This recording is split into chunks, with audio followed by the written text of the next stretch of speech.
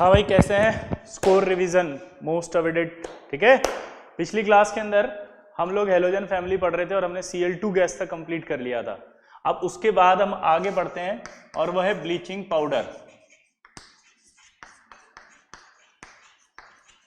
ठीक है, bleaching powder का जो फॉर्मूला होता है वो होता है आपका CaOClCl, जहां इसकी ऑक्सीडेशन स्टेट +1 होती है और इसकी ऑक्सीडेशन स्टेट -1 होती है। ठीक है, ब्लीचिंग पाउडर एक स्ट्रॉन्ग ब्लीचिंग एजेंट तो है ही सही और एक स्ट्रॉन्ग ऑक्सीडाइजिंग एजेंट भी है। क्या बोला जल्दी बताओ?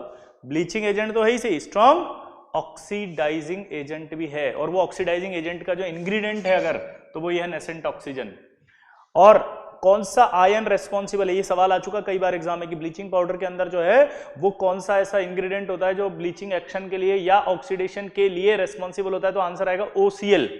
और ये OCl आयन जो है वो पूछेगा किस एसिड से बना होता है, तो आपको पता है HOCl। और इस एसिड का एनहाइड्राइड क्या होता है? Cl2O। क्योंकि आप एनहाइड्राइड का मतलब होता है पानी निकालना। पानी निकालना मतलब दो अगर वाटर मॉलिक्यूल इसमें होंगे और H2 अगर इससे बाहर निकालोगे तो क्या बचेगा? ये Cl2O। तो ये एनहाइड्राइड है। तो जेई एडवांस में एक सवाल आया हुआ है और वो सवाल यही था कि ब्लीचिंग पाउडर का उस एनायन का नाम बताओ जिसका एसिड बनने पर जो एनहाइड्राइड है वो क्या है। तो आंसर क्या था? इंग्रेडिएंट था OCl-, उसका एसिड था HOCl और HOCl का एनहाइड्राइड कौन था? Cl2O। तो ये एडवांस का एक सवाल तो आप ऐसे ही कर लोगे। ठीक है, अब बात आती है इसकी प्रिपरेशन की।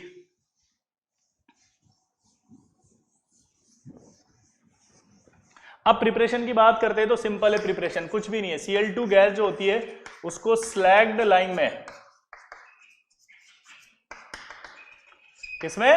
Cl2 गैस को स्लैग्ड लाइम, कैल्शियम हाइड्रोक्साइड को कहा जाता है स्लैग्ड लाइम में 40 डिग्री सेंटीग्रेड पर अगर हम रिएक्शन करवाएं, 40 डिग्री, ठीक है, तो आपके क्या बनता है? CaOCl और Cl, ये आपका ब्लीचिंग एजेंट होता है, प्लस पानी निकल जाएगा वाटर।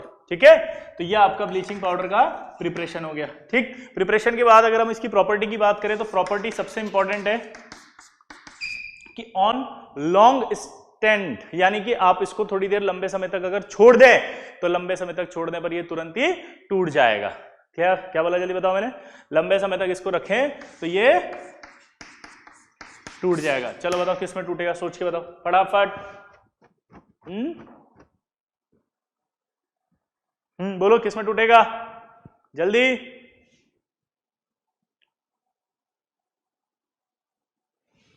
ये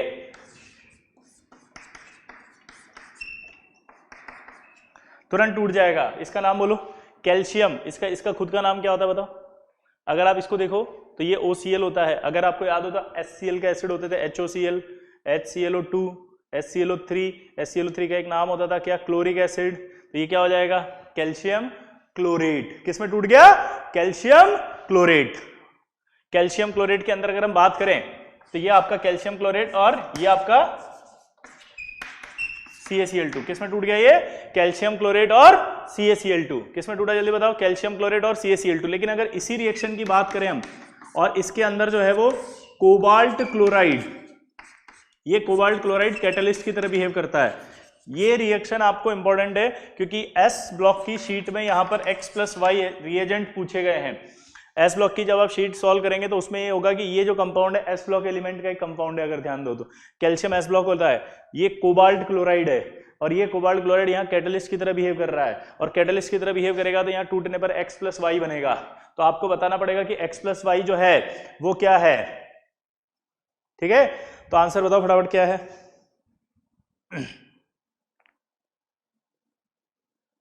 तो ये X+Y आएगा यहाँ पे टूट के CaCl2 + O2।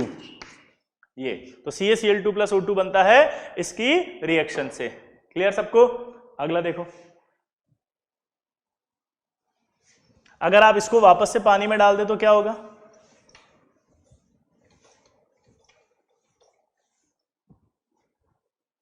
अगर आप इसको पानी में डाल दें तो पानी में डालने पर ऑब्वियस सी बात है क्या बनेगा? सोचो, क्या CaCl2 बाहर आएगा?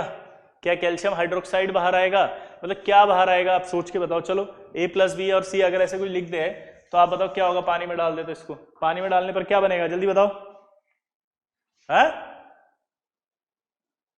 क्या, सुनाई नहीं दे रहा, जोर से बोलो।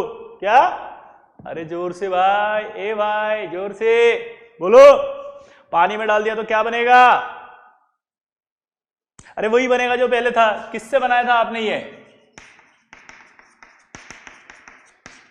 Cl2 का इसमें पास किया था तो ये बन गया था।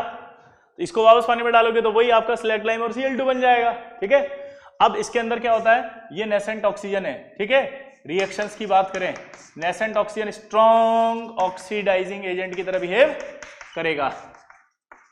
तो ये H2S, ठीक है, अगर H2S की रिएक्शन कराए तो मैंने एक रिएक्शन आपको पहले बता दी थी H2S के खास, कि अगर कभी भी मेटल सल्फाइड होगा तो मेटल सल्फाइड तो मेटल सल्फेट में जाएंगे, लेकिन अगर H2S होगा तो वो सल्फर में जाएगा।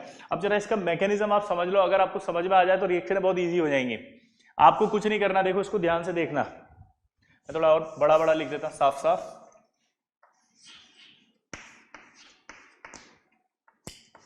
ये अगर आप ध्यान से देखो तो ये मेन पार्ट है इसका ऑक्सीजन, ठीक है, ये करेगा इससे रिएक्ट, ध्यान से देखना, ये मैं ले गया यहाँ पे, ये इसको ऑक्सीडाइज करेगा किसमें, सल्फर में, तो ये ऑक्सीडाइज हुआ। यहां तक समझ में आया कि नहीं आया बताओ, सिंपल है, ये गया, ठीक, ये O है ना, ठीक, आया ना, ये गया और ये H+ से रिएक्ट करेगा तो ये बनेंगे आपस में क्या, H2O, और साथ में ये Ca और Cl मिलके क्या बनाया, CaCl, ये रिएक्शन होगी। क्या बोला जल्दी बताओ मैंने, सिंपल है कि नहीं है। H2S के साथ रिएक्शन कराएंगे तो क्या बनेगा, समझ में आया, सिंपल। और एक बात याद रखना हमेशा कि H2S के साथ जब भी रिएक्शन होगी तो H2S के साथ रिएक्शन के अंदर हमेशा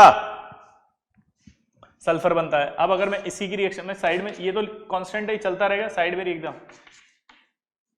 FeSO4, ठीक है, और FeSO4 का एसिडिक मीडियम में अगर रिएक्शन कराएं, कौन से मीडियम में, एसिडिक मीडियम, तो अब सोच के बताओ क्या होगा। जैसे वापस लिख देता हूं मैं ये कि CaOClCl plus FeSO4 medium acidic लिया हुआ है। अब रिएक्शन में क्या होगा, तो ये तो पता ही है कि यहां से उठा के इसको तो ऑक्सीडाइज करेगा ही करेगा वो, तो ये तो Fe2SO4 होल थ्राइस बन गया प्लस। अब आपको ये देखना है यहाँ पर कि क्या बना होगा, ये बोलो, ये बचा हुआ क्या होगा, CaCl2, हाँ या ना, हाँ या ना, और मीडियम एसिडिक आप ले ही रहे हो। अगर आप H2SO4 लेते हो तो H2SO4 के साथ H2O बाहर आ जाएगी उधर। मीडियम में अगर आप एसिडिक में ये लोगे तो साइड प्रोडक्ट क्या आ जाएगा, H2O। इसी तरह से अगर मैं बात करूं इसकी CaOCl Cl प्लस, अगर मैं यहाँ KNO2 ले लूं तो अब आप खुद बताओ क्या बनेगा, वापस से ये ऑक्सीजन पार्टिसिपेट करेगी, KNO3 बना देगी इसको तो, प्लस CaCl2 बना, हाँ या ना। इसी तरह से अगर मैं CaOCl प्लस KNO2 के बाद अगर मैं यहां पर लेता हूं Ki प्लस HCl, रिएक्ट करा के बताएं, अगर वापस ये ऑक्सीजन I माइनस को तो ले जाएगी I2 में, KCl से रिएक्ट करके बचा लेगा KCl, और ये साथ में साइड प्रोडक्ट क्या निकल जाएगा, CaCl2। लेकिन अगर यहाँ पर अपन ने क्या ले लिया, मीडियम चेंज कर दिया और Ki के साथ एसिडिक एसिड ले लिया तो फिर से वही होगा, ये तो बनेगा I2, ठीक है, I से रिएक्ट करेगा I2, CaCl2 तो ऐसा का सही था, K किससे रिएक्ट कर लेगा, एसीटेट से, तो पोटेशियम एसीटेट बन जाएगा, और यहाँ क्या आ जाएगा, CaCl2।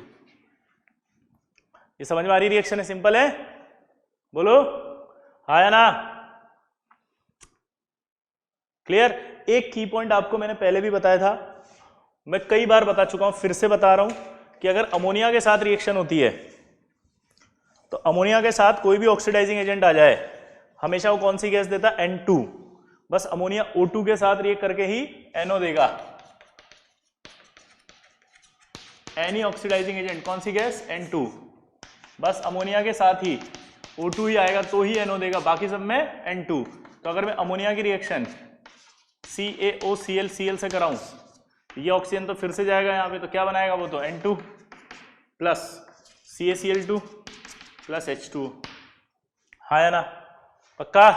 तो आप देख सकते हो ये रिएक्शंस आपके समझ में आ रही है, सिंपल सिंपल है, बोलो हाँ तो बोल दिया करो यार। और अगर मैं इसकी आर्सेनाइड से करा दूं,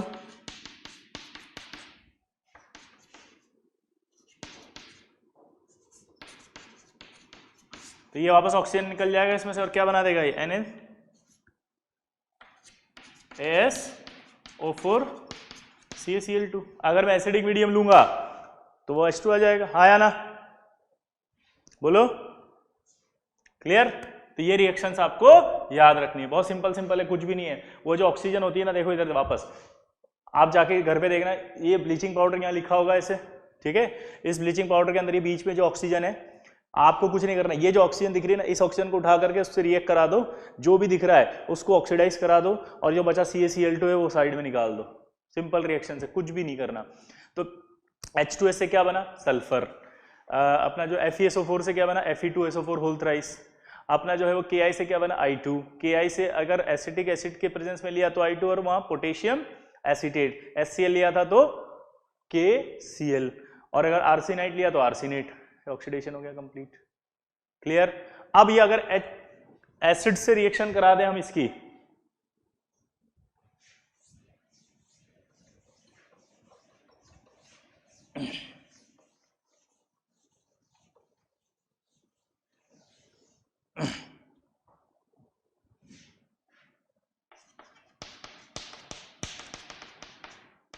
ये अगर एसिड से कराएं तो देखो ये ऑक्सीजन है, Cl माइनस है, इसको उठा के कहां फेंक देगा? Cl2 में। साथ में क्या बन जाएगा? ये CaCl2 plus H2O। HCl acid से रिएक्शन कराई तो अब सोच के देखना, अगर मैं यहां पर इसकी रिएक्शन H2SO4 से करा दूं तो क्या बनेगा? CaSO4 तो पक्का है ही। साइड प्रोडक्ट बताओ क्या क्या बनेगा, जल्दी से बताओ, सोचो। देखो इसका मतलब इसको ऑक्सीडाइज तो किया ही नहीं इसने, क्यों नहीं कर सकता? क्योंकि ये भी ऑक्सीडाइजिंग एजेंट है, ये भी ऑक्सीडाइजिंग एजेंट है, तो रिड्यूसिंग एजेंट ये वाला Cl माइनस है, तो इसको उठा के Cl2 में ले जाएगा, और बचा हुआ H है उससे रिएक्ट करके पानी बना देगा, आया ना? बोलो, ध्यान देना इधर, क्योंकि कंफ्यूजन आएगा। ये ऑक्सीडाइजिंग एजेंट है, इसको तो कहीं कर नहीं सकता कुछ भी, तो ये ऐसा कैसा पड़ा रहेगा, इसलिए कैल्शियम +2 है, ये भी ऐसा कैसा पड़ा रहेगा, तो ये तो CaSO4 बना देंगे, ये इसको रिड्यूस करेगा, सॉरी इसको ऑक्सीडाइज करेगा Cl2 में, और ये फिर H+ से रिएक्ट करके H2 बना देगा। ठीक है?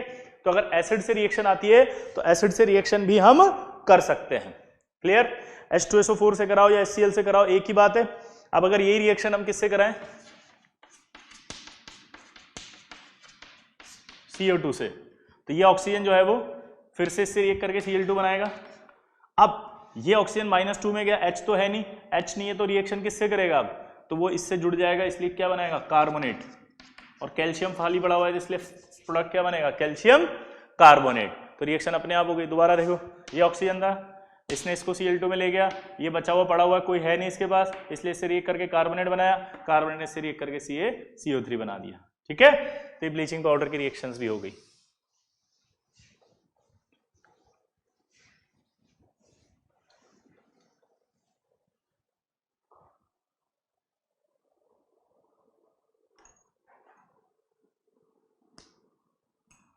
अब अगर हम ब्लीचिंग पाउडर की बात करते हैं तो उसमें एक नोट करके लिखा हुआ था Cl2O4, ये मैंने कल भी बता दिया था वैसे, फिर भी एक और बताता हूं, ये डाइमर ऑफ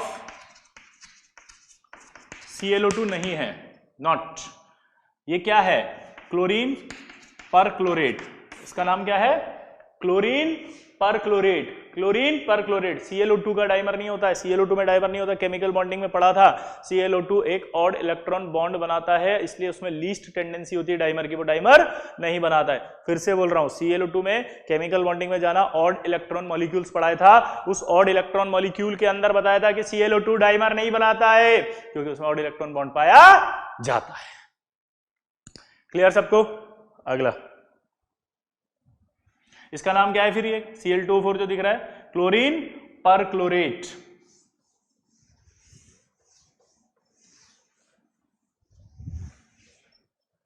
क्लोरीन परक्लोरेट क्या है बताओ? Chlorine perchlorate. क्लियर? इसके बाद अपना आता है अगला HCl।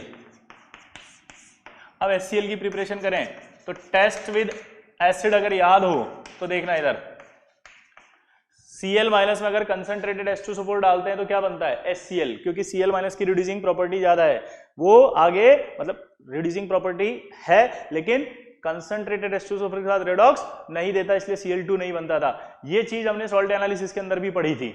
और कहां पड़ी थी? हैलोजन के टेस्ट जब चल रहे थे Cl माइनस का, तो आपको याद भी होगा टेस्ट विद एसिड कराया था, Cl माइनस में कंसंट्रेट H2SO4 डाला था तो HCl की व्हाइट फ्यूम्स आई थी। तो यहां पर अब से रिएक्शन कराएंगे, अगर अपन 420 केल्विन पे अगर हम रिएक्शन करवाते हैं तो आपके पास यहां बनता है NaHSO4 प्लस HCl, और अगर यही NaHSO4 वापस इस NaCl से रिएक्ट करता है 823 पे, तो आगे रिएक्शन हो जाती है और Na2SO4 प्लस HCl बना देता है। HCl की बात करते हैं तो HCl एक कलरलेस गैस है, व्हाइट हो या कलरलेस एक ही बात बोलते हैं हमारे यहाँ पे, ये पता है आपको। कलरलेस गैस होता है, सिंपल है, और पंजेंट स्मेल होता है। क्या बोला था मैंने? कलरलेस गैस है और पंजेंट स्मेल है। ये जो है इसका बॉइलिंग पॉइंट होता है आपका 189 केल्विन और इसका फ्रीजिंग पॉइंट होता है 159 केल्विन। इजीली लिक्विफाइड है ये, ठीक है, इजीली लिक्विफाइड है, आसानी से लिक्विडफाई हो जाता है। 189 इसका बॉइलिंग पॉइंट पाया जाता है और ये फ्रीजिंग पॉइंट 159 है। और ये जब फ्रीज होता है तो व्हाइट सॉलिड्स की फॉर्म में फ्रीज होता है, मतलब जैसे आइस टाइप से होते हैं ना, वैसे व्हाइट कलर का सॉलिडिफाई क्रिस्टल बनेगा जब आप इसको फ्रीज करेंगे 159 केल्विन पे। क्लियर सबको? हाँ या ना? बोलो, क्लियर सबको? तो अगर आपसे पूछा जाए कि भाई ये क्या पानी में सॉल्युबल है, तो आंसर क्या है? यस, रेडिली सॉल्युबल हो जाता है पानी में। क्यों? क्योंकि इसका डिसोसिएशन कांस्टेंट बहुत हाई पाया जाता है। डिसोसिएशन कांस्टेंट बहुत हाई पाया जाता है, इसलिए ये H+Cl- में चला जाता है। आया ना? नहीं आया समझ में? बोलो। तो पानी में सॉल्युबल है कि नहीं है? है, एक्सट्रीमली सॉल्युबल इन वाटर। क्या बोला? Extremely soluble in water.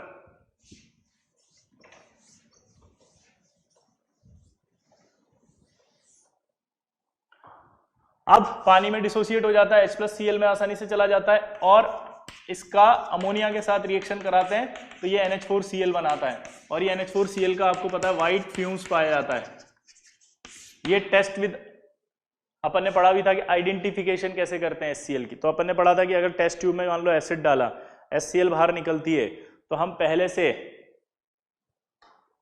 एक ग्लास रॉड पानी में डुबो के, सॉरी अमोनिया में डुबो के यहाँ रखते थे, तो ये HCl इस अमोनिया से रिएक्ट करके क्या बना लेती थी? बोलो, NH4Cl की व्हाइट फिल्म। अमोनिया के लिए भी उल्टा इसका आइडेंटिफिकेशन करते थे कि अगर मान लो अमोनिया बाहर निकल रही है तो हम HCl लेके आ जाते हैं टेस्ट ट्यूब के ऊपर और रिएक्ट करता है तो क्या हो जाता है? बोलो, NH4Cl की व्हाइट डेंस फ्यूम्स। क्लियर सबको? अच्छा, HCl एक एसिड है, एसिड है तो नो डाउट क्या होगा? रिएक्ट करेगा किससे? सॉल्ट से। अब ये सॉल्ट जो रिएक्शन लिखी हुई है ना, ये आप खुद सोच के बताना।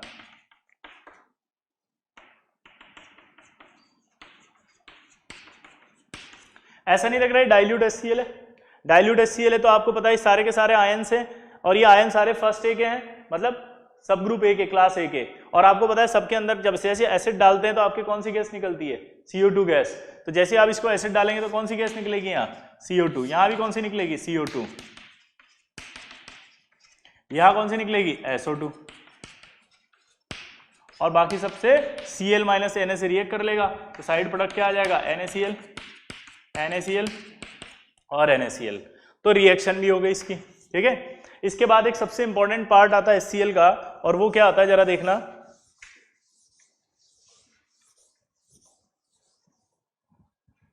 ये रिएक्शन समझ में आ गई थी ना टेस्ट विद एसिड से, ठीक है। हाँ, एक्वारेजिया, क्या बोलते हैं इसको? जल्दी बताओ। एक्वारेजिया। क्या? एक्वारेजिया जो होता है वो 3 part of HCl plus 1 part of HNO3 होता है, और रिएक्शन करके वो NOCl plus Cl plus H2 बनाता है। ये Cl जो होती है वो स्ट्रॉन्ग ऑक्सीडाइजिंग एजेंट होती है। एक्वारेजिया का जो कलर होता है वो येलो ऑरेंज होता है। क्या होता है?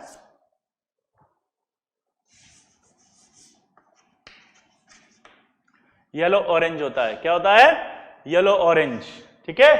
तो अगर आपसे बोले कि एक्वारेजिया का कलर बताओ भाई, तो आप क्या बोलोगे? एक्वारेजिया का कलर बोलो ऑरेंज येलो या येलो ऑरेंज, एक ही बात है। दूसरी बात, कैसे बनता है बताओ? तो आपको पता है कि 3 पार्ट ऑफ HCl और 1 पार्ट ऑफ HNO3। दूसरी बात। तीसरी बात, एक्वारेजिया के अंदर आखिर ऑक्सीडाइजिंग एजेंट कौन है? तो आप बोलोगे Cl है। एक्वारेजिया के प्रोडक्ट साइड में क्या आते हैं? तो NOCl प्लस Cl आते हैं। अब ये जो Cl होती है इसका यूज आपको पता है सबको कि एक्वारेजिया जो है वो नोबल मेटल्स को डिसॉल्व करने के काम आता है। नोबल मेटल्स को जब डिसॉल्व करने के काम आएगा तो आपको याद है गोल्ड और प्लेटिनम का हम इससे डिसोल्यूशन करते हैं, क्योंकि इससे साथ रिएक्ट करके ये कॉम्प्लेक्स बना लेते हैं और ये कॉम्प्लेक्स सॉल्युबल होते हैं। लेकिन यह इंटरेस्टिंग बात है कि एक्वारेजिया जो होता है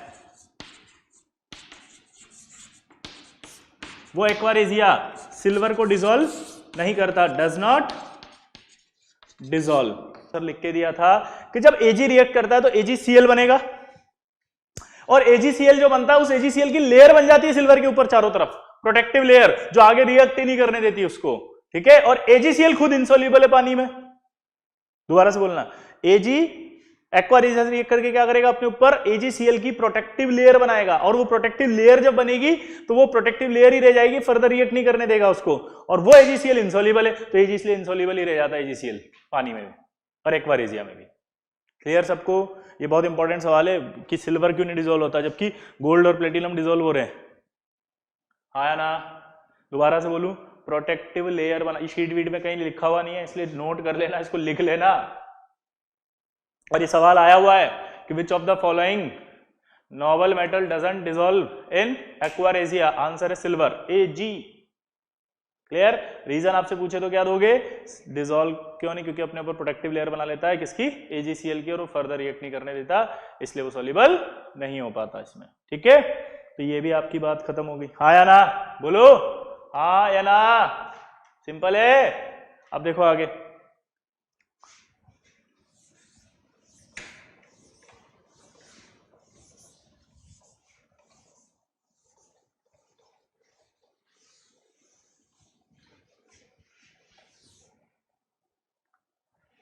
क्लियर? अब इधर देखो मेरी तरफ।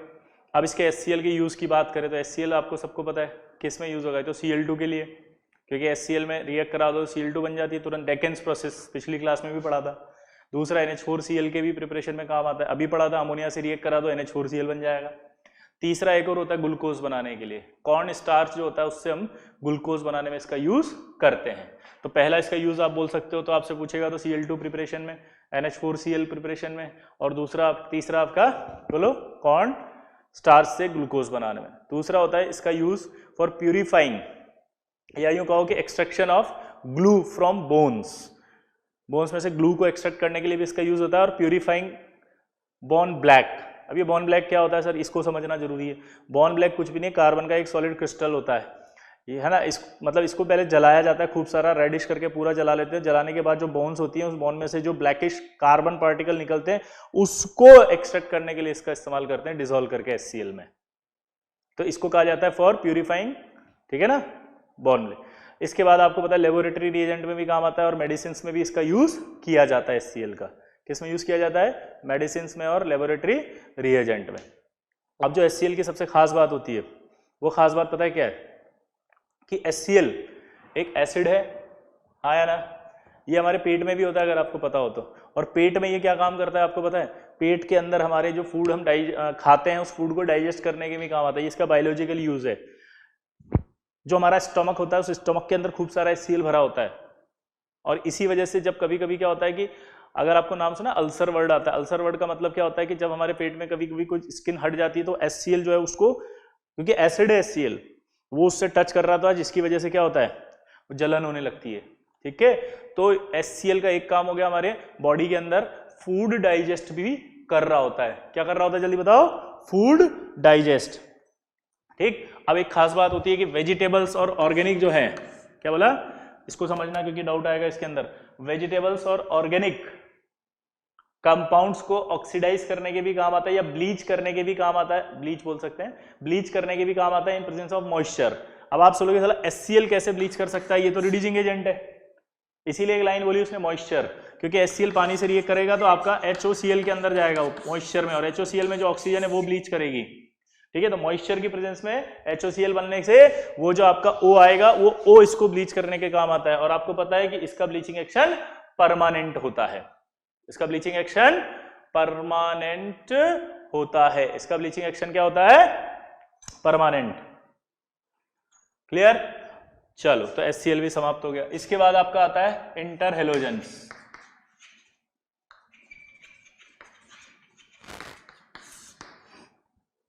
क्या आता है? Inter halogens. चलो अब इंटर हेलोजन क्या होते हैं सर? बहुत इजी है। इंटर हेलोजन, दो या दो से ज्यादा हेलोजन मिलकर के जब कोई कंपाउंड बनाएगी तो उसे इंटर हेलोजन कहा जाएगा। दो या दो से ज्यादा, ठीक है, हेलोजन मतलब दो टाइप की हेलोजन उसके अंदर होनी चाहिए, दो टाइप की, ठीक है। जैसे अगर मैं बात करूं तो इनका कॉमन फॉर्मूला बोला जाता है x dash 3 x dash 5 x dash 7। Clear?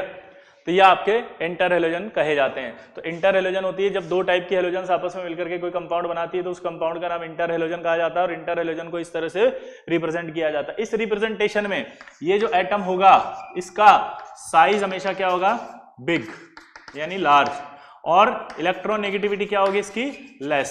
ये जो एटम होगा वो साइज क्या रखेगा? स्मॉल, और जो इलेक्ट्रोनेगेटिविटी होगी वो क्या होगी? हाई। ठीक है, इस तरह के जो इंटर हेलोजेंस होते हैं वो जनरली ब्रोमीन और आयोडीन सेंट्रल एटम हो तभी बनते हैं। ठीक है, क्योंकि इसके अंदर बहुत सारे हेलोजन अपने पास जोड़ दें। बहुत सारे हेलोजन तभी जुड़ेंगे जब सेंट्रल एटम जो होगा वो सेंट्रल एटम का साइज बड़ा होगा, क्योंकि तभी जोड़ सकता है। और ये तभी बनेंगे इसके साथ जब ये फ्लोरीन हो। क्या हो? फ्लोरीन। इसीलिए कभी कभी हम बोलते हैं ना ClF7, तो ClF7 एग्जिस्ट नहीं करता है। क्यों? क्योंकि यहां पर ये साइज जो है वो क्या होता है? ब्रोमीन या आयोडीन के साथ ही बन सकते हैं ये वाले, इसके साथ नहीं बनेंगे। तो आपने एक केमिकल बॉन्डिंग के अंदर डाउट भी आता था, which of the following molecule does not exist, तब आपके ClF7 उसमें ऑप्शन। तो ClF7 एग्जिस्ट क्यों नहीं करता, ये समझ में आ गया? क्योंकि it is a inter halogen. Inter halogen में 7 वाला तभी बनेगा जब यहां पर ब्रोमीन या आयोडीन होगा, और मोस्ट ऑफ द केसेस में आपने आयोडीन ही पढ़ा है, IF7 है ना। बोलो। चलो, तो ये इंटर हेलोजन की बात कर रहे थे अपन, वापस कंटिन्यू।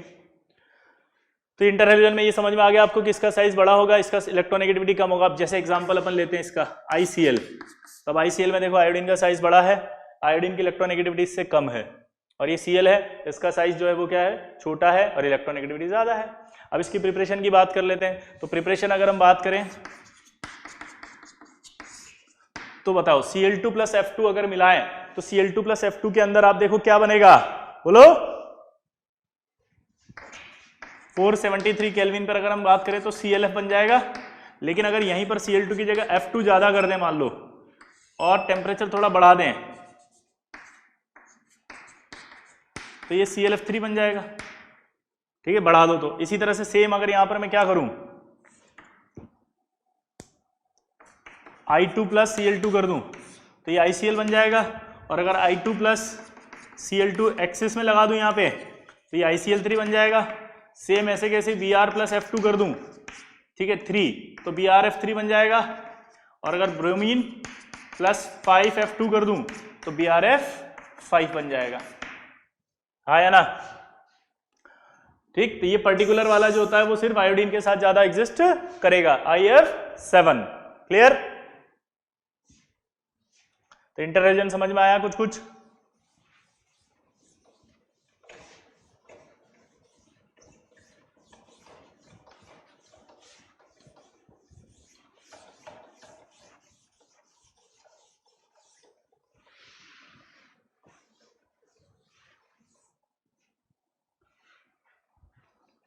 क्लियर?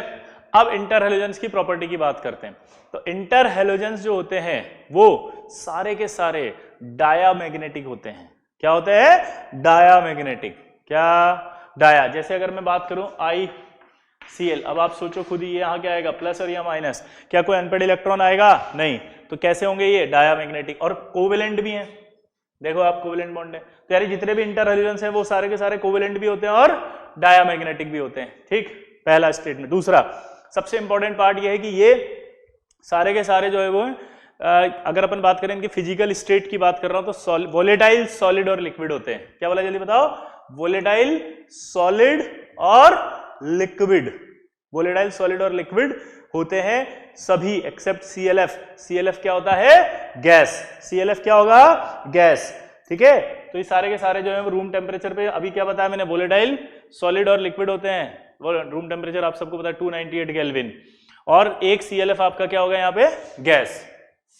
अब अगर हम बात करें तो फिजिकल प्रॉपर्टीज जनरली इनकी जो होती है, फिजिकल प्रॉपर्टी की बात कर रहा हूं या कोई भी फिजिकल प्रॉपर्टी जो जनरल होगी वो इंटरमीडिएट होगी। जैसे ICL है सपोज, तो वो इंटरमीडिएट होगी इन दोनों हेलोजेंस के बीच की, मतलब I और Cl के बीच के अंदर फिजिकल प्रॉपर्टीज इनकी लाई करेगी, एक्सेप्ट मेल्टिंग पॉइंट और बॉइलिंग पॉइंट। मेल्टिंग पॉइंट और बॉइलिंग पॉइंट इनके हायर होते हैं, और वो मैंने पढ़ाए थे वीक फोर्स में। मेल्टिंग पॉइंट और बॉइलिंग पॉइंट क्या होते हैं, बोलो? मेल्टिंग पॉइंट और बॉइलिंग पॉइंट क्या होते हैं, जल्दी बोलो? हायर। क्यों होते हैं ये मैंने आपको कहाँ बताया था? जैसे मैं एग्जांपल भी यही ले लेता हूँ, PR2, ये आपका नॉन पोलर होगा, नॉन पोलर होगा तो इसमें LDF लगेगा, ये पोलर होगा तो इसमें आपका डाइपोल डाइपोल लगेगा। तो आपको याद होगा आपने मेल्टिंग पॉइंट बॉइलिंग पॉइंट में क्या बोला था, इसका ज्यादा होगा। तो इंटर हेलोजन जो भी होंगे उनका, जल्दी बोलो, इंटर हेलोजेंस जो भी होंगे उनका हमेशा मेल्टिंग पॉइंट बॉइलिंग पॉइंट ज्यादा होगा, ठीक है। अच्छा, जनरली ये ज्यादा रिएक्टिव होते हैं, किससे? हेलोजन से, क्योंकि इनमें पोलैरिटी आती है। क्या बोला? जनरली ये ज्यादा रिएक्टिव होते हैं, किससे?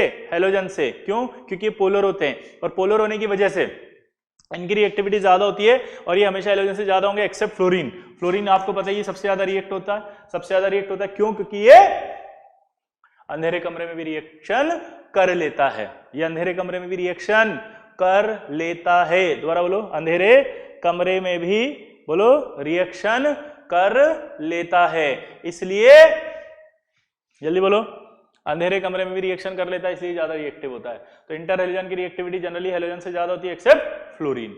उसके बाद हम बात करते हैं इनके हाइड्रोलिसिस। तो हाइड्रोलिसिस अपन ने केमिकल बॉन्डिंग में पढ़ा था, अगर याद हो तो, और नहीं पढ़ा तो मैं थोड़ा सा फिर बता देता हूं। ये आप देखो X डैश, इसको अपन ऐसे भी ले लें अगर कि ICl, तो ये I++Cl- होगा। हाइड्रोलिसिस का एक की पॉइंट मैंने बताया था, जिस ऑक्सीडेशन स्टेट में होगा या सेंट्रल एटम, उसी ऑक्सीडेशन स्टेट का क्या बनेगा? एसिड। तो I+1 में है तो +1 वाला एसिड क्या होता है? HOI प्लस, अब ये Cl बचा तो HCl, तो इंटर हेलोजन बना दिए। इंटर हेलोजन का हाइड्रोलिसिस जो होगा उसका कॉन्सेप्ट भी समझ में आ गया, क्या? कि जिस ऑक्सीडेशन स्टेट में होगा वही एसिड बनेगा, ये आ गया एसिड। तो इसमें एक खास बात होगी कि इंटर हेलोजन के हाइड्रोलिसिस में ऑक्सी एसिड और हाइड्रा एसिड दोनों एक साथ बनते हैं। इंटर हेलोजन में जल्दी बताओ, ऑक्सी एसिड और हाइड्रा एसिड्स, जल्दी बताओ, एक साथ बनते हैं, हाँ या ना? सिंपल है। ये आपका इंटर हेलोजन भी समाप्त।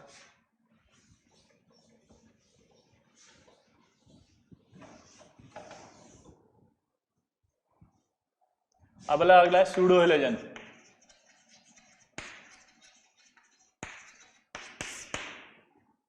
कौन है ये? Pseudo halogen. अब सूडो एक ऐसा वर्ड होता है, इसका मतलब होता है जो चीज नहीं होती लेकिन फिर भी दिखाई देती, मतलब उसकी तरह दिखती है, मतलब जो नहीं है। आप समझ रहे हो बात को? डुप्लीकेट जिसे कहते हैं। सूडो हेलोजन का मतलब होगा ऐसा कंपाउंड या ऐसा आयन जो हेलोजन नहीं है लेकिन हेलोजन की तरह प्रॉपर्टी रखता है, और उसमें कम से कम एटलीस्ट एक नाइट्रोजन होना चाहिए, और वो यूनी नेगेटिव होना चाहिए। यूनी नेगेटिव मतलब -1। ये एक -2 वाला है, बाकी सारे के सारे -1 है। तो जनरली वर्ड इसलिए आता है कि जनरली सूडो हेलोजन उन्हें कहा जाता है जो एटलीस्ट एक नेगेटिव और एक नाइट्रोजन रखते हैं, उन्हें कहा जाता है। जनरली वर्ड बोल रहा हूं क्योंकि यहाँ बाइवेलेंट है, ये 6 के अंदर 2 नेगेटिव है, ठीक है। इसका नाम होता है cyanamide ion.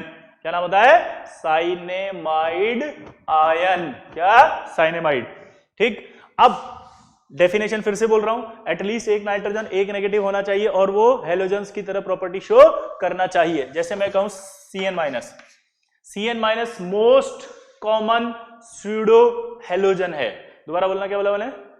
Cl- most common pseudo halogen है। क्या बोला, जल्दी बताओ?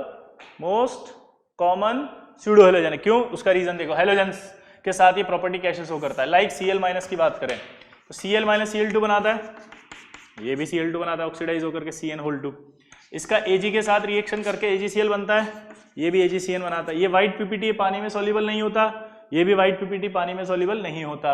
ये CuCl4 -2 एक कॉम्प्लेक्स बना सकता है, ये भी आपका एक सॉल्युबल कॉम्प्लेक्स बना देता है। सोडियम के साथ इसका कंपाउंड NaCl सॉल्युबल होता है, तो इसका भी सोडियम के साथ कंपाउंड सॉल्युबल होता है। तो ये आपका सूडो हैलोजेंस कहलाती हैं, क्योंकि उसकी तरह प्रॉपर्टी शो करती हैं। अब जैसे आपसे एक सवाल पूछा उसने कि क्या RCO- क्या ये सूडो हैलोजन है, तो आप बोलोगे नहीं, क्योंकि इसमें नाइट्रोजन नहीं है। एक नाइट्रोजन और एक नेगेटिव चार्ज होना कंपलसरी है, ठीक है, पक्का।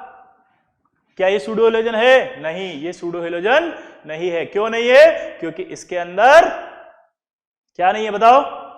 इसके अंदर एक नाइट्रोजन नहीं है। हाँ या ना? बोलो। ये वाला है क्या? हाँ है, इसको बोलते हैं फुलमनिक आयन। अगर इसमें H लगा दें तो ये फुलमनिक एसिड हो जाएगा, ठीक है। तो फुलमिनिक एसिड, फुलमिनिक आयन, क्या वो सूडो हैलोजन है? हाँ, सूडो हैलोजन है। क्लियर सबको? ये आपका 17th ग्रुप भी समाप्त। चलो नोबल गैस की बात करते हैं। तो नोबल गैस के अंदर कौन कौन से आती हैं जरा बताओ? Helium, neon, argon, krypton, xenon और रेडॉन। और इन सब का अगर कॉन्फ़िगरेशन बात करेंगे तो NH2 और NP6 आता है। फुल्ली फिल्ड कॉन्फ़िगरेशन है नोबल गैसेस का, फुल्ली फिल्ड कॉन्फ़िगरेशन। और रेडॉन आपको सबको पता है क्या होती है? रेडॉन आप सबको पता है रेडियो एक्टिव होती है। इधर देखो, तो ये आपका helium, neon, argon, krypton, xenon और रेडॉन आ गया। NH2 NP6। क्लियर सबको? अब पहली स्टेटमेंट की बात करते हैं। तो अकरेंस जो अपन देखें, तो अकरेंस की बात अपन जब करते हैं तो नोबल गैसों का जो अकरेंस होता है वो बहुत कम पाया जाता है नेचर के अंदर। आप सबको पता है, अगर हम बात करें तो सबसे ज्यादा अगर पाई जाने वाली गैस होगी तो वो सिर्फ एक होगी, वही आर्गन। हाईएस्ट जो है नोबल गैसों में पाई जाने वाली जो गैस है वो कौन सी है? बोलो, आर्गन। और एक खास बात जो मैंने बताई कि जितनी भी गैसें हैं वो सब एटमॉस्फेयर में पाई जाएंगी। यानी कि अगर गैसों की बात करें तो जितनी भी नोबल गैसें हैं उनका सबका एटमॉस्फेरिक अकरेंस पाया जाता है, एक्सेप्ट रेडॉन। रेडॉन का नहीं, क्योंकि रेडॉन रेडियो एक्टिव है, तो ठीक है, रेडॉन को छोड़ के। दूसरा स्टेटमेंट आपको क्या याद हुआ कि जो अर्थ क्रस्ट में, मतलब जो गैसेस है उन सब में कौन सी गैस सबसे ज्यादा पाई जाती है नोबल गैसों में से? आर्गन। दो बात समझ में आई। तीसरी बात जो समझनी है कि अगर हम बात करें एटमॉस्फेरिक एविडेंस की, तो 1%, मतलब जितनी भी एटमॉस्फेयर के अंदर आपके जो है वो गैसेस हैं, एटमॉस्फेरिक एविडेंस के अंदर 1% जो है वो ड्राई एयर के अंदर भी पाई जाती है, और उसमें सबसे ज्यादा कौन सी पाई जाएगी? ये आर्गन। क्लियर सबको? अब आर्गन की बात करें तो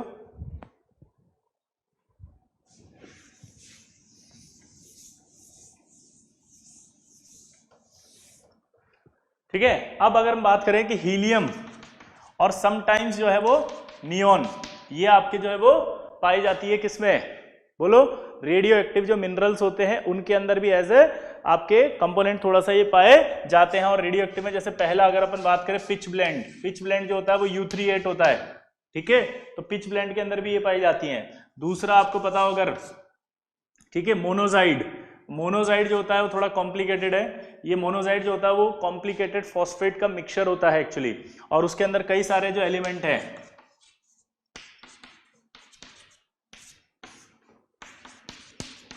ये मोनोजाइड का कंपोजिशन होता है एक्चुअली, तो इसके अंदर भी ट्रेसेस फॉर्म में पाए जाते हैं ये, ठीक है। तीसरा होता है आपका एक लीवाइट, इसका जो फॉर्मूला होता है वो UO2 होता है। तो ये समटाइम्स जो है वो हीलियम और समटाइम्स नियॉन, समझ गए बात को? ये आपके जो है वो रेडियो एक्टिव जो आपके वो मिनरल्स होते हैं या ओर होते हैं उनके अंदर भी पाई जाती है, ठीक है। इसके बाद अगर हीलियम का बात करें तो हीलियम का जो मेन सोर्स है वो आप सबको पता है कौन है? हीलियम का मेन सोर्स कौन है? Natural gas. कौन है? Natural gas. क्लियर सबको? यहां तक की बात समझ में आई? हाँ या ना? हाँ या ना? बोलो। अब अगर हम बात करें इसमें आगे की, तो आर्गन और नियॉन, क्या बोला जल्दी बताओ? आर्गन क्या, जीनॉन एंड रेडॉन, ये आपके रेयरेस्ट एलिमेंट होती है। क्या बोला मैंने? रेयरेस्ट एलिमेंट है इसके नोबल गैसों के अंदर बात करते हैं तो, जिसमें से आपको पता है कि जो रेडॉन होती है उसको कैसे बनाया जाता है। तो अगर उसकी बात करें हम, तो आपको पता है एक हीलियम पार्टिकल बाहर निकाल दो इसमें से तो आपके क्या बनता है ये, तो 2 तो यहाँ से कम होंगे रेडॉन में, तो कितना बनेगा ये 86, 4 यहाँ से कम होंगे तो कितना बनेगा ये 26 था। ठीक है, तो ये आपके पास रेडॉन बनता है। तो रेडॉन जो होता है वो किससे बनता है, डिके ऑफ रेडियम, रेडियम के डिके से बनता है रेडॉन। तो ये इनकी आपकी प्रॉपर्टी की बात करें अब अपन, क्योंकि ये तो इनकी बात जनरल बात हो गई। ठीक है, अब उसके बाद जब हम प्रॉपर्टी की बात करते हैं इनके अंदर, तो प्रॉपर्टी के अंदर हम बात करें तो सबसे पहले इलेक्ट्रॉनिक कॉन्फ़िगरेशन की बात होगी। इलेक्ट्रॉनिक कॉन्फ़िगरेशन इनका होता है NH2NP6, फुल्ली फिल्ड कॉन्फ़िगरेशन है। उसके बाद अगर हम बात करें तो इनका मेल्टिंग पॉइंट जो होता है वो क्या होता है बताओ, इंक्रीज डाउन द ग्रुप। अगर आपको याद आ रहा हो तो helium, neon, argon, krypton, xenon, down the group अगर हम बात करते थे तो LDF नॉन पोलर है, ये LDF लंदन डिस्पर्जन फोर्स बढ़ता था। तो मैंने कहा था लंदन डिस्पर्जन फोर्स बढ़ेगा, नॉन पोलर है, साइज बढ़ने पर लंदन डिस्पर्जन फोर्स बढ़ता है तो मेल्टिंग पॉइंट बढ़ेगा, बॉइलिंग पॉइंट भी बढ़ेगा। ठीक, ये 2 चीजें हमने वान डेर वाल फोर्स में पढ़ी हुई हैं। अब बात करते हैं एटॉमिक रेडियाई। रेडियाई तो आपको पता ही है वैसे ही, हीलियम, नियॉन, आर्गन, क्रिप्टॉन और जीनॉन। तो रेडियाई क्या होगी, ये भी बढ़ेगी, ये रेडियाई बढ़ गई। आयनाइजेशन एनर्जी की बात कर ले तो आयनाइजेशन एनर्जी घटेगी, आया ना। लेकिन इलेक्ट्रॉन गेन एंथैल्पी की बात करते हैं तो इलेक्ट्रॉन गेन एंथैल्पी इनकी पॉजिटिव होती है। इलेक्ट्रॉन गेन एंथैल्पी पॉजिटिव होती है क्योंकि इनका स्टेबल कॉन्फ़िगरेशन होता है और वो इलेक्ट्रॉन लेने की इच्छा नहीं रखते। ये इलेक्ट्रॉन लेने की इच्छा नहीं रखते, इसलिए इनकी इलेक्ट्रॉन गेन एंथैल्पी पॉजिटिव होती है। क्लियर सबको। बॉइलिंग पॉइंट वाली जब बात कर रहे थे तो बॉइलिंग पॉइंट में एक खास बात आपको पता होनी चाहिए कि जो हीलियम होता है उस हीलियम का जो बॉइलिंग पॉइंट है वो 269 होता है, सॉरी मेल्टिंग पॉइंट। और बॉइलिंग पॉइंट की अगर बात करते हैं तो उसका होता है 4.2 K। सभी एलिमेंट्स में जितने भी पाए जाते हैं उनमें सबसे लोएस्ट बॉइलिंग पॉइंट है। ठीक है, क्लियर। मेल्टिंग पॉइंट की बात करें तो -269 केल्विन, बॉइलिंग पॉइंट की बात कर रहे तो 4.2 केल्विन। ठीक है, और जितने भी एलिमेंट है उनमें सबसे कम होता है इसका। क्लियर, तो एटॉमिक रेडियाई आपको समझ में आ गई, आयनाइजेशन एनर्जी समझ में आ गई, इलेक्ट्रॉन गेन एंथैल्पी समझ में आ गई। उसके बाद आपने कहा कि ये मेल्टिंग पॉइंट समझ में आ गया, बॉइलिंग पॉइंट समझ में आ गया, सॉल्युबिलिटी आपको पता है ये स्पैरेंगली सॉल्युबल होती हैं, ये भी हमने वान डेर वाल फोर्स में पढ़ा था। ठीक है, और वो सॉल्युबल होने का रीजन भी बताया था अपन ने, डाइपोल पानी है और नोबल गैस नॉन पोलर है तो डाइपोल इंड्यूस्ड डाइपोल। क्लियर आया ना। तो अब अपन बात करें अगर इसकी, ठीक है, तो सॉल्युबिलिटी की बात समझ में आ गई। अब डेंसिटी की बात करो तो डेंसिटी भी वही आएगी, इंक्रीज होगी डाउन द ग्रुप, यानी कि हीलियम से लेकर के जीनॉन तक बढ़ेगी।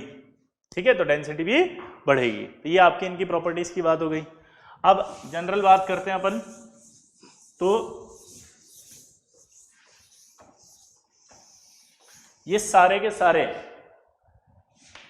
मोनो एटॉमिक गैस है। ये क्या है, मोनो एटॉमिक गैस। ये क्या है जल्दी बताओ, मोनो एटॉमिक गैस। ये सब मोनो एटॉमिक गैस है। ठीक है, पहला पॉइंट हमेशा याद रखना, इनका मोनो एटॉमिक गैस है। और दूसरा ये सब कलरलेस, ऑर्डरलेस, टेस्टलेस। कैसी है, कलरलेस, ऑर्डरलेस, टेस्टलेस। कैसी है जल्दी बताओ, कलरलेस, ऑर्डरलेस, टेस्टलेस। लेस लगा देना सब में, चाहे कलर पूछे less, odour less, taste less. नहीं आया समझ में, सिंपल है, हाँ या ना। तो अब आप बात करें तीसरी, सॉल्युबिलिटी की बात करते हैं। तो सॉल्युबिलिटी अभी बताई थी मैंने कि सॉल्युबिलिटी स्पैरेंगली सॉल्युबल इन वाटर होती है और सॉल्युबिलिटी डिक्रीज होती है कि इंक्रीज, सॉल्युबिलिटी इंक्रीज होती है down the group, solubility increase होती है down the group, solubility increase होती है डाउन द ग्रुप। क्लियर, तो सॉल्युबिलिटी इंक्रीज होगी डाउन द ग्रुप, सिंपल है। अब आगे की बात करते हैं। ठीक, तो यहां पर अपन नोबल गैसों की बात कर रहे थे, तो नोबल गैस के अंदर सॉल्युबिलिटी इंक्रीज होने का रीजन आपने क्या दिया, बोलो, डाइपोल इंड्यूस डाइपोल इंक्रीज होगा या कौन सा फोर्स होगा, सोचो, बोलो।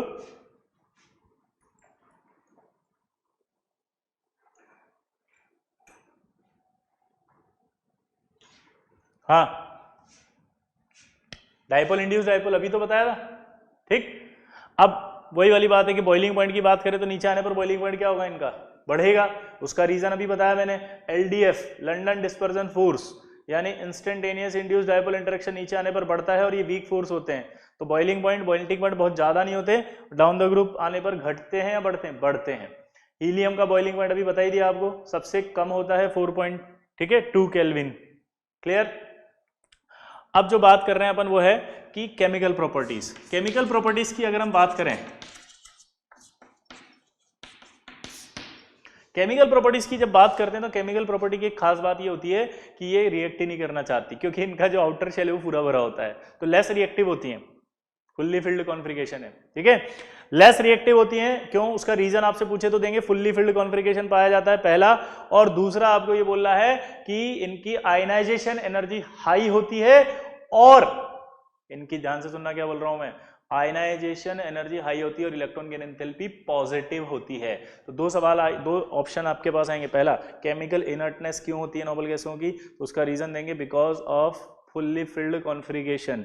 दूसरा आप क्या देंगे कि इनमें हाई आयनाइजेशन एनर्जी होती है और इलेक्ट्रॉन गेन एंथैल्पी पॉजिटिव होती है, ठीक। इसके बाद अपन ने एक चीज इंपॉर्टेंट है, ध्यान देना। अब नोबल गैस रिएक्ट नहीं करती है, तो पहले ये माना जाता था कि रिएक्ट नहीं करती हैं और इन्हें इनर्ट कहा जाता था, ठीक है। बाद में 1962 की बात है। अब 1962 में एक साइंटिस्ट थे बार्टलेट एक एक्सपेरिमेंट कर रहे थे O2PTF6 का।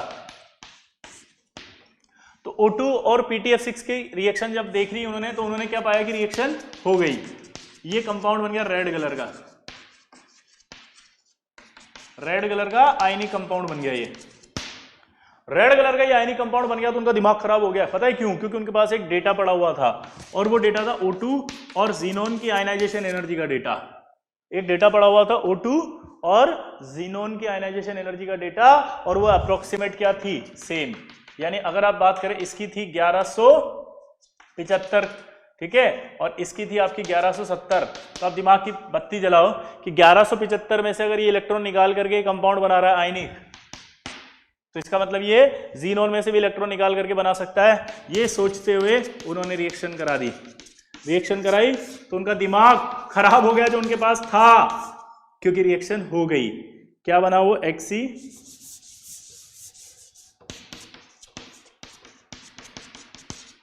PTF6। ये भी रेड कलर का आयनिक कंपाउंड था। ये first discovered compound of noble gas था जो बना था, ठीक है, 1962 में first discovered compound of noble gas. दोबारा से बोलना, क्या बोला जल्दी बताओ, first discovered compound of noble gas, पक्का? तो first discovered compound of noble gas था जो कि ये बना था, हाँ या ना, सिंपल है। तो ये आपके पास आपका इंफॉर्मेशन आ गई। अब इसके बाद आता है आपका कंपाउंड ऑफ हेलोजेंस। उनमें आपका आएगा पहला हैलाइड्स, नोबल गैस हैलाइड। अब नोबल गैस हैलाइड में भी अगर हम बात करें तो आप देखो, अगर मैं नीचे की तरफ आऊं तो हीलियम, नियॉन, आर्गन, क्रिप्टॉन और जीनोन। अगर मैं डाउन द ग्रुप आता हूं तो डाउन द ग्रुप आने पर साइज बढ़ रहा है कि नहीं बढ़ रहा? साइज अगर बढ़ेगा तो इसका मतलब इसका आयनाइजेशन एनर्जी घटेगा, तो इसका मतलब सबसे ज्यादा जो बॉन्ड बनाने की टेंडेंसी होगी वो इसी की होगी, इसलिए सबसे ज्यादा कंपाउंड इसके पाए जाते हैं। क्रिप्टन तक भी आप देखो तो KrF2 पाया जा चुका है। रेडॉन की बात करें तो रेडॉन का भी RnF2 पाया जा चुका है, और इनका पता लगता है रेडियो ट्रेसर टेक्निक मेथड से, ठीक है, तो ये पाए जा चुके हैं। बाकी अभी कंपाउंड नहीं पाए जा चुके क्योंकि इनकी आयनाइजेशन एनर्जी बहुत हाई होती है, ठीक है।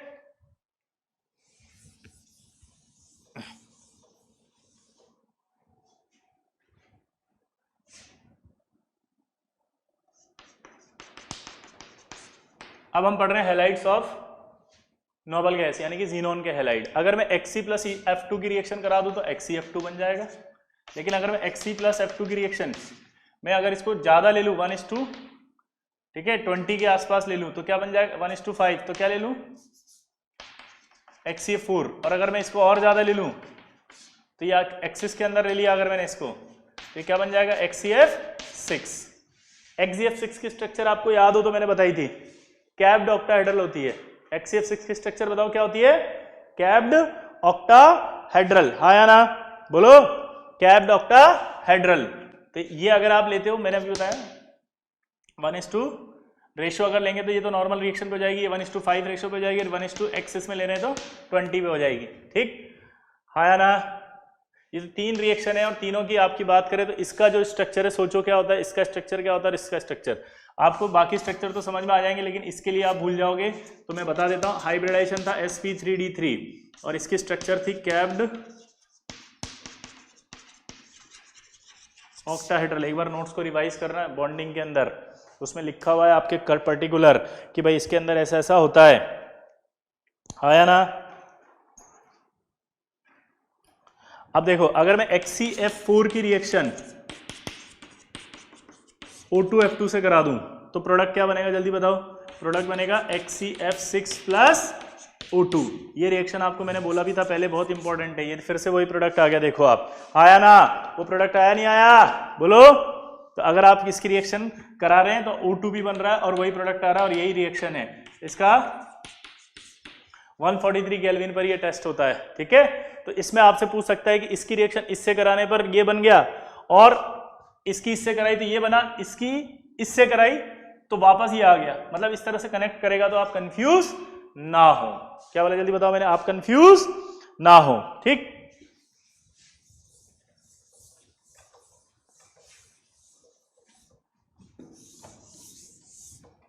इसके बाद आता है केमिकल रिएक्शन में हाइड्रोलिसिस। पहला हाइड्रोलिसिस की अगर हम बात करें HCF2 के, तो अगर हाइड्रोलिसिस आपको याद आ रहा हो तो ठीक है, नहीं आ रहा तो मैं बता देता हूं। सबसे पहले मैंने आपको ऐसे बताया था कि अगर मैं वाटर लूंगा जनरली तो यहां बनेगा HCOH2, बड़ी अनस्टेबल होता है, ये टूटेगा HCO में, ये भी क्या होता है, अनस्टेबल, टूट जाएगा Hc+O2 में। तो अगर मैं फाइनल प्रोडक्ट की बात करूंगा इसके हाइड्रोलिसिस से, तो ये जो है इसमें आपका होना क्या चाहिए था, 2 HF बाहर निकलेंगे ये और OH जुड़ेगा, ये अनस्टेबल था टूट गया, ये भी अनस्टेबल था टूट गया इसमें। तो फाइनली प्रोडक्ट अगर आप देखो तो यहां बनेगा Hc+O2+HF। तो ये इसका हाइड्रोलिसिस का प्रोडक्ट आ गया, आया ना। अगर मैं HCF4 के हाइड्रोलिसिस की बात करता हूं तो आप जनरली देखो क्या बनेगा, HCOH4+HF, पर ये अनस्टेबल होता है, ये टूट जाता है HCO2+H2O में, ये भी अनस्टेबल होता है, ये फिर टूटेगा डिस्प्रोपोर्शनेट होकर के HCXO3+O2, यानी फाइनली प्रोडक्ट तो ये और ये HF बना, आया ना। ये सब आपको केमिकल बॉन्डिंग के अंदर भी एक्सप्लेन किया था मैंने, मिटा दो इसको। फाइनल प्रोडक्ट क्या बना बताओ, HCO3O2+HF। क्लियर सबको, हाँ या ना, बोलो। तो ये इसके हाइड्रोलिसिस के प्रोडक्ट हो गए। अगला देखो,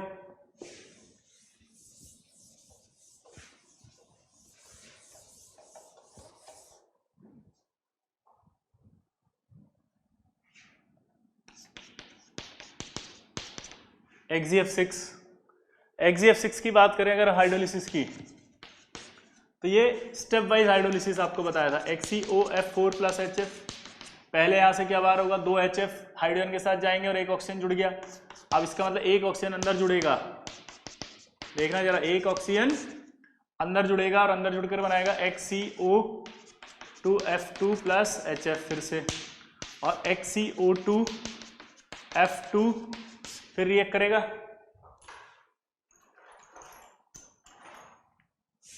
और बनेगा HCO3+HF। ये कहलाता स्टेप, क्या कहलाता है ये, स्टेप वाइज हाइड्रोलिसिस। क्या कहलाता है जल्दी बताओ, स्टेप वाइज हाइड्रोलिसिस। ये प्रोडक्ट आते हैं बेटा, सवाल पूछेगा कि HCF6 के स्टेप वाइज हाइड्रोलिसिस से क्या बना, तो आंसर आएगा ऑप्शन में HCO4 बनता है, HCO2F2 भी बनता है स्टेप वाइज। लेकिन जब कंप्लीट हाइड्रोलिसिस की बात होगी तो कैंसिल हो जाएंगे। तो कंप्लीट हाइड्रोलिसिस के अंदर आपके पास ये HCF6H2O और ये बनाएगा आपका HCO3+HF। तो आप अगर पूछा जाए, ध्यान सुनना, कि HCF6 के हाइड्रोलिसिस से बनेगा, तो सिर्फ ये और ये बनेगा, ये नहीं बनेंगे, क्योंकि ये बीच में बनते इंटरमीडिएट नहीं बोले जाते। जब तक क्वेश्चन में स्टेप वाइज हाइड्रोलिसिस वर्ड इस्तेमाल नहीं करेगा तब तक आप आंसर नहीं देंगे। क्या बोला जल्दी बताओ? जब तक आपको स्टेप वाइज हाइड्रोलिसिस बोलो नहीं बोलेगा तब तक आपको आंसर नहीं देना है। क्लियर सबको? आया ना? ये रिएक्ट करके XgO3 + HF बनेगा। ठीक, अब अगर मैं इसका एल्कलाइन मीडियम में कराऊं, एल्कलाइन मीडियम यानी कि हाइड्रोलिसिस इन एल्कलाइन मीडियम,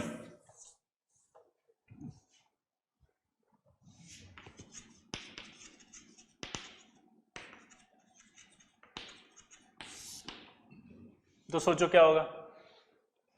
अगर HCF6 का एल्कलाइन मीडियम में कराया जाए तो मैं आपको पहले इसका एक तरीका बताता हूं। जब नॉर्मली हाइड्रोलाइज हो रहा था तो XgO3 + HF बन रहा था, आया ना?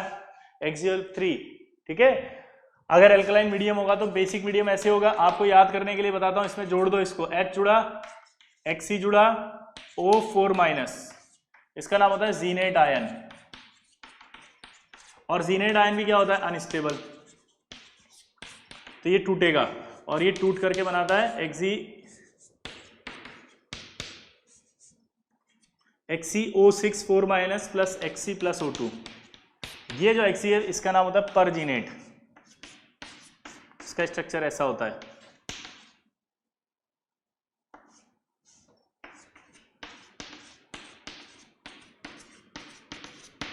ऑक्टाहेड्रल परजीनेट आयन Xe + O2 किससे बना? ये बोलो किससे?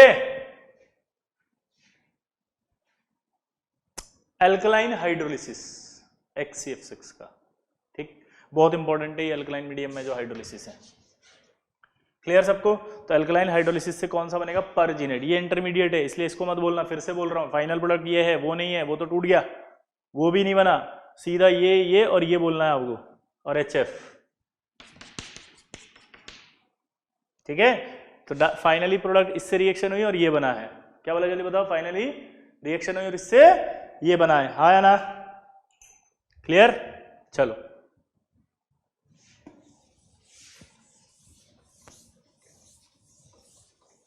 अब ये जो जीनोन के जो फ्लोराइड्स होते हैं ना, वो दो तरह से होते हैं, ध्यान सुनना।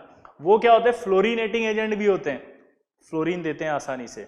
ठीक है, अच्छा, ये हैलाइड डोनर भी होते हैं और हैलाइड एक्सेप्टर भी होते हैं। जैसे मान लो आपके बाबूजी और आपकी सिचुएशन क्या है कि अगर आप बाबूजी के पास जाएंगे तो बाबूजी से पैसे लेंगे, तो आप क्या होगे? एक्सेप्टर। लेकिन अगर आप अपने किसी ऐसे दोस्त के पास गए जिसको पैसे की जरूरत है, तो हो सकता है आप पैसे दे भी दें उसको, तो आप क्या हुए? डोनर। तो आपने लिए एक्सेप्टर, आपने दिए डोनर, यानी आप दोनों कैटेगरी में आ गए। क्या कैटेगरी में आए जल्दी बताओ? आप एक्सेप्टर भी हो और आप डोनर भी हो। दोबारा से बोलो, आप एक्सेप्टर भी हो और आप डोनर भी हो। क्लियर? क्या बोला जल्दी बताओ? यानी कि हैलाइड जो है वो ये डोनर भी होते हैं और एक्सेप्टर भी होते हैं। अब देखो, जैसे मान लो ये आ गया, अब मैं इसकी अगर BF3 से कराऊं तो सोच के देखो BF3 क्या होगा? लेने वाला या देने वाला? बेचारा ये तो क्या होगा? ये तो लेता है, क्योंकि इसका ऑक्टेट कंप्लीट नहीं है। तो अगर आप रिएक्शन बनाओगे तो ऐसे बन जाएगी, तो XeF5+ और BF4-। तो यानी कि यहां क्या हुआ? ये एज अ डोनर। लेकिन अगर इसकी जगह ये क्या आ जाता? ये आयनिक कंपाउंड, ये क्या हो गया? Fluoride minus. ठीक है, ये एक आयनिक कंपाउंड है, आयनिक कंपाउंड कभी लेते वेते नहीं, देते हैं, तो वो दे देगा तो सीजियम+ और ये हो जाएगा आपका Xe, कहाँ गया बे? F7-। तो यानी कि ये जो जीनोन के हैलाइड है वो फ्लोराइड डोनर भी होते हैं, फ्लोराइड एक्सेप्टर भी होते हैं। अब अगर हम बात करें इसकी फ्लोरीनेटिंग एजेंट, तो अभी बताया था मैंने आपको कि फ्लोरीनेटिंग एजेंट भी होंगे, आसानी से फ्लोरीन दे देंगे। तो ये SF4 है, XeF6 की रिएक्शन अगर इससे करवाएं तो आप देखो क्या होगा? ये बन जाएगा SF6 और ये आ जाएगा SA4 में। तो फ्लोरीनेटिंग एजेंट्स भी हो गए, फ्लोराइड डोनर भी हो गए, फ्लोराइड एक्सेप्टर भी हो गए। क्लियर?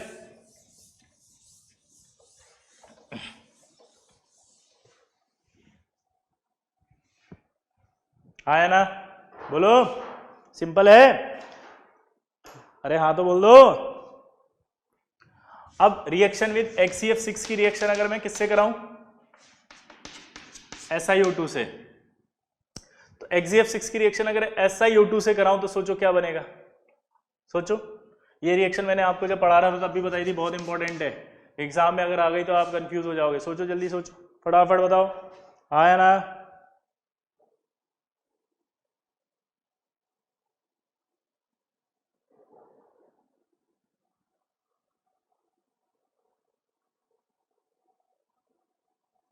नहीं आ रहा, चलो। SiF4 प्लस XeOF4 और ये वोलेटाइल कलर का होता है, याद करो, आया ना? ये बताया भी था ऐसे SiF4, ये इंपॉर्टेंट रिएक्शन है, ध्यान रखना इसको, ठीक है। इसके बाद अपन ने एक रिएक्शन और पढ़ी थी इसी के साथ कि अगर XeO3 की अगर XeOF4 से अगर XeO2F2, लेकिन अगर यहीं पर इसकी रिएक्शन XeO3 की रिएक्शन XeF6 से करा दें तो क्या बनेगा? सोचो, XeO3 की अगर XeF6 से करा दें तो क्या बनेगा बताओ? XeOF4। मैंने क्या करा था सवाल में कि XeF4 की स्ट्रक्चर दे दी थी आपको हिंट के तौर पे, तो यहाँ पर अगर आप देखो तो इसका स्ट्रक्चर बनाए अपन 1 2 3 4 5 6 7 8, इसके पास 8 इलेक्ट्रॉन्स होते हैं। अब 8 इलेक्ट्रॉन्स होते हैं तो ऑक्सीजन जो है वो 2 और फ्लोरीन 1 2 3 4, तो हाइब्रिडेशन क्या बना इसका? 1 2 3 4 5, 5 प्लस 1 टोटल 6 मतलब sp3d2 यानी कि ऑक्टाहेड्रल। ये वहां पर हिंट दिया हुआ था इसका, ठीक है। ऑक्टाहेड्रल स्ट्रक्चर में भी कौन से स्ट्रक्चर है ढंग से देखना, अगर एक लोन पेयर है तो स्क्वायर पिरामिडल होगा, ये क्या होगा? Square pyramidal. तो ये रिएक्शन है आपको बहुत इंपॉर्टेंट थी और आपको देखनी थी, हाँ या ना? ठीक, इसको अच्छे से याद कर लेना यार। देखो फिर से बोल रहा हूं, ढंग से याद करना, मिस मत करना। मैं कौन सी चौक आ गई, मिस मत करना, बिल्कुल ध्यान रखना, इंपॉर्टेंट है, हाँ या ना? क्लियर? 2 मिनट दे रहा हूं, चलो याद करो इसको।